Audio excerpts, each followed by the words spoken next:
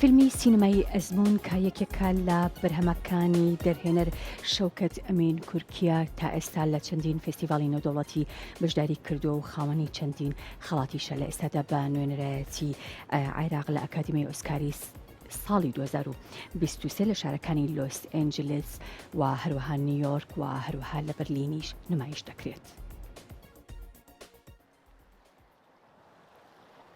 ڕۆژین قەت نێڵی کەس مەجبورەکە بە شتێکە خۆت ناتەوێت.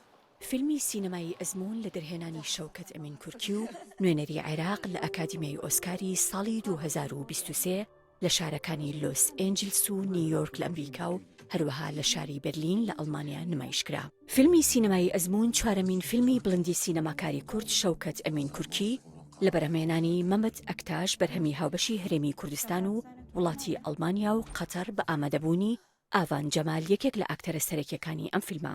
بۆ یەکەمین جار لە ڕۆژی 3 دیسەمبەری 2022 لە شاری لۆس ئێنجلس و ڕۆژی 6 دیسەمبەری 2022 لە شاری نیویۆرک لە ئەمریکا نمایش کرا و هەروەها ڕۆژی 8 دیسەمبەری 2022 لە شاری بەرلین لە ئەڵمانیا نمایش کرا. ئەزموون بەرهەمی کۆمپانیای میتۆس فیلمی بەرلین و کۆمپانیای مەستی فیلمی سلێمانی کە بە پاڵپشتی وەزارەتی ڕۆشنبیری و لاوانی حکوومەتی هەرێمی کوردستان لە جیهاندا ئارتوود بەرەمهاتوو لەلایەن کۆمپانیای ئەڵمانی ئارتوود بڵاو دەبێتەوە.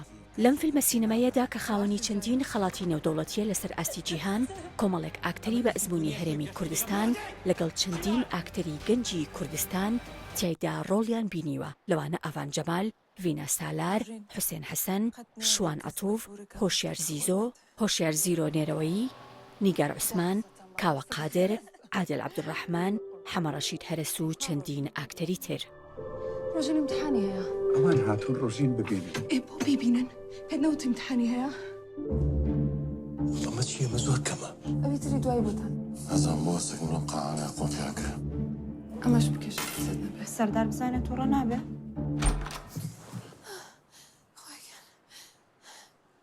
خاوە منم. ناو زۆر سادەیە. ئەوە لە ناو گێشکت دادنێ، مۆبایلەکەی تریش لە ناو جلی ژێرت دادنێ. ئەگەر نەچێتە زانکۆ بێ شوو بکات. هەموو شتێک بێ شوو بکە.